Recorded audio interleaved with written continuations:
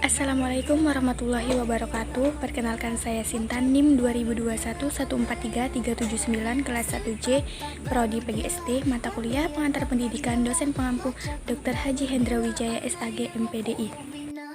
Lingkungan dan lembaga pendidikan. 1. Pengertian lingkungan dan lembaga pendidikan. Lingkungan pendidikan adalah segala sesuatu yang ada dan terjadi di sekeliling proses pendidikan itu berlangsung. Lingkungan pendidikan merupakan komponen yang sangat besar pengaruhnya terhadap proses dan hasil pendidikan.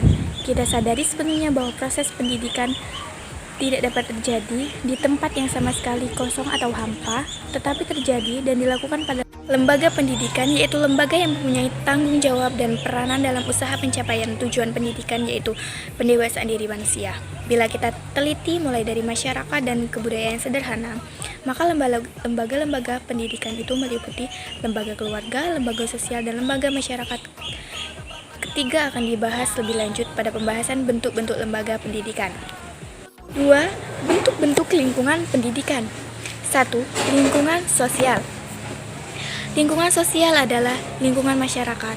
Di lingkungan sosial ini terjadi proses pergaulan antara anak dengan anak dengan orang dewasa dengan orang dewasa. Dalam suatu pergaulan, ini sering terjadi pengaruh yang positif negatif, karena itu pendidikan harus selalu berusaha bagaimana agar anak didik tidak mempan terhadap pengaruh yang negatif. 2. Lingkungan alam. Lingkungan alam ini berupa keadaan geografis, klimatologis, atau segala sesuatu yang berada di dalam, seperti misalnya tumbuh-tumbuhan, hewan, batu-batuan, tanah, air, cuaca, iklim, dan sebagainya. Hal ini juga berpengaruh terhadap proses dan hasil pendidikan. Keadaan geografis dan klimatologis sangat mempengaruhi perkembangan individu. Orang yang hidupnya di pantai atau daerah pesisir cenderung lebih bersifat dinamis bila dibandingkan dengan orang di pedalaman. Ketiga, lingkungan kebudayaan. Lingkungan kebudayaan dapat berupa benda-benda hasil budidaya manusia yang ada di sekitar individu siswa. Bisa berupa adat, sopan santun, surat kabar, film, majalah, video, gambar-gambar atau foto-foto, dan sebagainya. Hal ini juga sangat besar pengaruhnya terhadap proses dan hasil pendidikan, karena masing-masing individu siswa yang satu dengan yang lain berbeda. Ada yang mudah terpengaruh hal-hal yang negatif, namun ada juga yang dapat dengan mudah menghindari pengaruh negatif tersebut. Untuk itu, pendidikan harus berusaha semaksimal mungkin untuk membendung pengaruh yang negatif tersebut. 3. Bentuk-bentuk lembaga pendidikan. A. Lembaga keluarga. Keluarga adalah lembaga sosial resmi yang terbentuk setelah adanya perkawinan.